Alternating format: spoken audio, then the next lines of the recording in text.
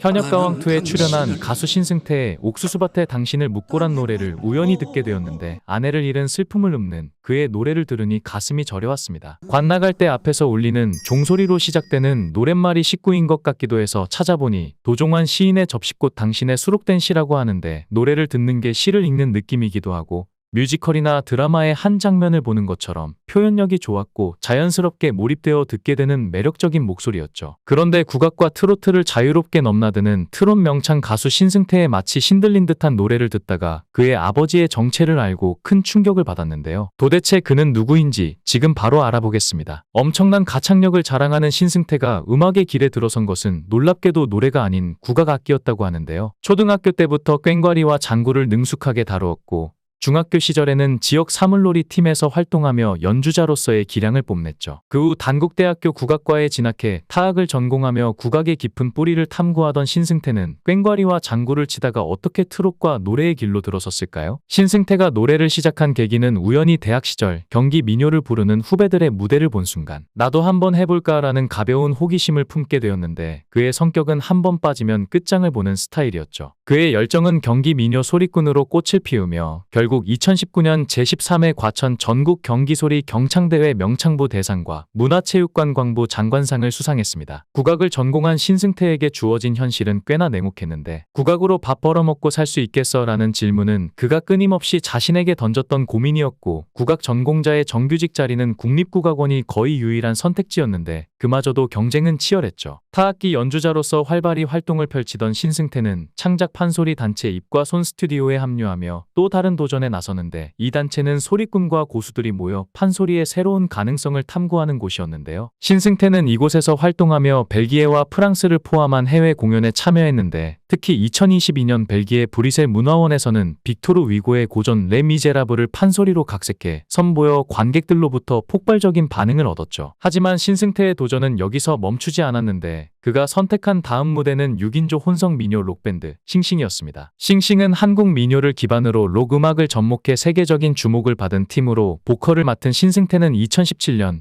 뉴욕에서 열린 월드 뮤직 페스티벌 글로벌 페스트와 미국 공영방송 NPR의 인기 프로그램 타이니 데스크 콘서트에서 공연을 선보였는데 특히 타이니 데스크 콘서트는 방탄소년단보다 먼저 출연했다는 사실로도 화제가 되었죠. 싱싱의 해체는 신승태에게 또 다른 전환점이었는데 이미 국악과 민요 록이라는 독특한 영역을 개척한 그였지만 이번엔 트로트라는 새로운 도전에 뛰어들어 2020년 첫 싱글 앨범 사랑부를 발표하며 트로트 가수로 데뷔했습니다. 데뷔 초부터 모든 것이 순탄하지는 않았는데 같은 해 TV조선의 내일은 미스터트롯에 참가한 신승태는 트로트 경연에서 많은 주목을 받았지만 아쉽게도 예선에서 탈락하고 말았는데 트로트라는 장르에서의 경험 부족이 가장 큰 약점이었죠. 그러나 신승태는 이 실패에 주저앉지 않았는데 KBS ETV의 트롯 전국체전에서 놀라운 성장을 보여주며 최종 4위에 올랐습니다. 초기에는 다소 부족하다는 평가를 받았던 신승태의 트로트 실력은 시간이 갈수록 무섭게 향상되었고 전문 평가단은 매 무대마다 그를 극찬하기에 바빴는데 트로트 경험은 적었지만 음악적 흡수력은 그 누구보다 뛰어나다는 평가를 받았으며 트로트 가수로서 자신의 자리를 확고히 다졌는데요. 그리고 신승태는 트로트에 얽매이기보다 끊임없이 새로운 길을 개척해 나갔는데 나는 정해진 틀에 갇히고 싶지 않다. 내가 하고 싶은 음악을 할 뿐이다 라고 말하며 2021년 11월에는 파격적으로 팝발라드 곡 낯선 이를 발표하며 장르를 또 한 번 확장했죠. 민요, 록, 트로트에 이어 팝발라드까지 선보인 신승태의 행보는 대중에게 신선함을 넘어 감탄을 불러일으켰고 지금까지 발표한 곡들의 장르가 모두 달랐는데 이는 단순히 음악적 확장을 위한 전략이라기보다는 그의 천성이 재미있는 것을 끊임없이 찾아가는 데 있음을 보여줍니다. 내가 트로트라는 울타리 안에만 갇혀 있어야 한다는 생각은 없다. 나는 트로트 야생마라는 별명을 좋아한다. 그 별명처럼 내가 가고 싶은 길을 자유롭게 가고 싶다. 이러한 장르와 전통, 현대를 가리지 않고 자신의 음악 세계를 구축해 나가는 태도는 신승태에게 또 다른 별명을 안겨주었는데 바로 무경계 소리꾼이라는 이름입니다. 그런데 신승태가 노래를 부르면 사람들은 신들린 듯한 느낌이 난다고 하는데 왜 그럴까요? 강원도 속초시 청호동은 바닷바람이 거칠게 몰아치는 작은 어촌마을로 신승태의 고향인데 지난해 그는 속초시의 홍보대사로 위촉되며 다시 한번 자신의 뿌리를 되새겼죠. 그러나 그의 고향은 단지 아름다운 추억만 담긴 곳이 아니었는데 아버지가 사업 실패로 가족의 생계가 위태로워진 상황에서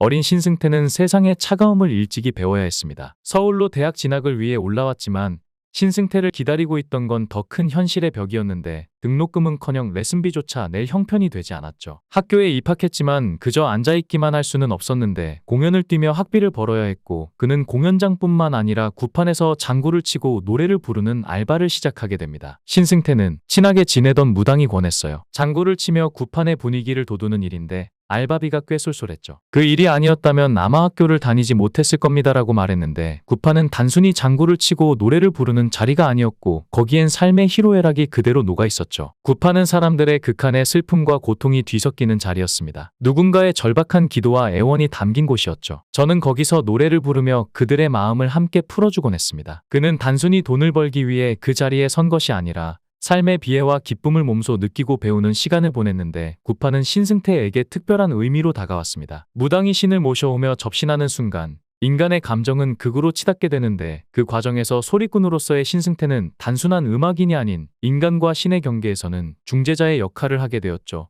신승태가 구판에서 배운 건 인간의 한과 절망 그리고 그 너머의 희망이라는 깊은 내면의 소리를 배웠고 그렇기에 그의 목소리에는 사람의 영혼을 끌어당기는 힘이 있습니다. 신승태의 노래를 듣다 보면 나도 모르게 마음이 울컥한다. 많은 이들이 그렇게 말하곤 하는데 구판에서 익힌 인간의 감정과 삶의 깊이를 노래 속에 담아내기에 가능한 일이죠. 나는 무대에서 그냥 부르는 게 아닙니다. 내 안에 들어온 모든 것을 쏟아낼 뿐입니다라고 말하는 신승태의 무대는 늘 강렬한데 관객은 그의 목소리에 빨려 들어가고 그의 장단에 마음을 맡깁니다. 10년 전 신승태는 서울에 올라올 때 단칸방에서 시작했는데 아버지의 사업 실패로 무거워진 짐을 지고 홀로 서기 위한 첫 발걸음이었죠. 공연을 뛰며 학비를 벌어야 했고 그 과정에서 구판까지 오갔지만 그는 포기하지 않았고 밤이면 무대에 서고 낮에는 학교에서 국악을 배워가며 주경야독의 삶을 이어갔습니다. 신승태의 부모님 역시 아들의 성실함에 힘을 얻어 새로운 도전을 시작했는데 그 결과 서울 서초구 반포대로에 오픈한 물회 전문 식당 속초항 뱃머리가 성황을 이루며 많은 이들의 사랑을 받게 되었고 맛깔스러운 물회와 정겨운 분위기로 입소문이 퍼지며